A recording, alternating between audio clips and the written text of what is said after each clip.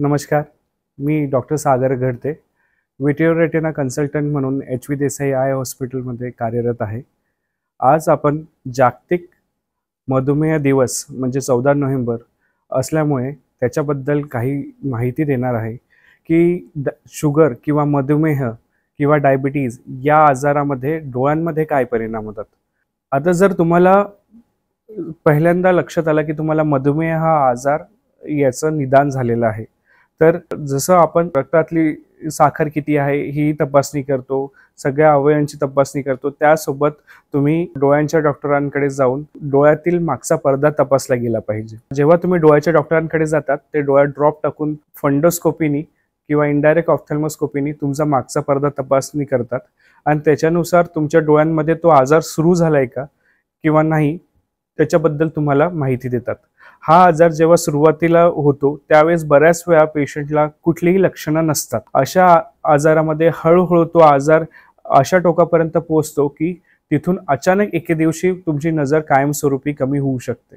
त्याच्यामुळे जे रुग्ण ज्यांनाही कधी किंवा आपल्या नातेवाईकांपैकी कोणाला जर डायबिटीज आजाराचं निदान झालं असेल त्यांनी वर्षातून एकदा तरी मागचा पडदा तपासून घेणे गरजेचं असतं।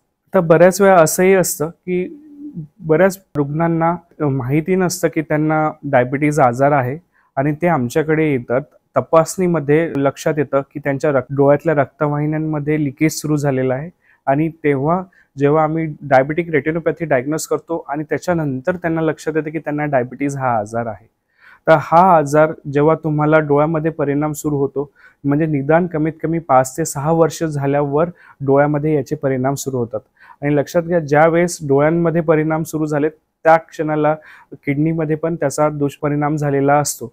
त्याच्यामुळे तिथून पुढे तुम्ही लगेच काळजी घेणे आणि कायमस्वरूपी साखरेचं प्रमाण कंट्रोलमध्ये ठेवणे, आहारात सगळ्या गोष्टी डायबिटीजच्या आजारानुसार करणे आणि ज्या आवश्यक गोळ्या किंवा इंजेक्शन इन्सुलिन इंजेक्शनची जी गरज असते ती तुम्ही त्याच्यानुसार घेतली गेली पाहिजे। डायबिटीजच्या डॉक्टरांनी तुम्हाला ज्या प्रकारे तुमचा आहार ज्या प्रकारे तुमच्या औषध गोळ्या सुरू ठेवायला सांगितल्या त्याप्रमाणे घेणे फार गरजेचे असते।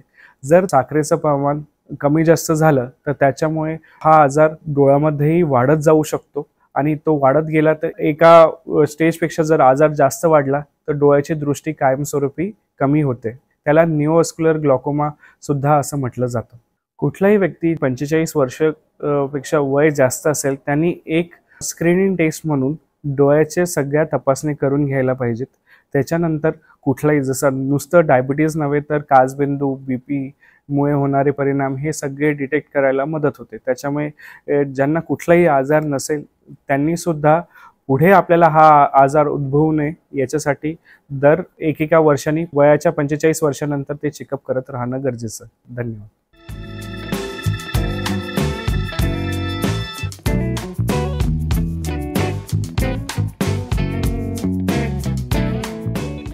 आपल्या परिसरातील बातम्या पाहण्यासाठी आजच आमच्या स्टार मराठी डेली न्यूज चॅनलला YouTube वर सबस्क्राइब करा, लाईक करा आणि बेल आयकॉन प्रेस करा।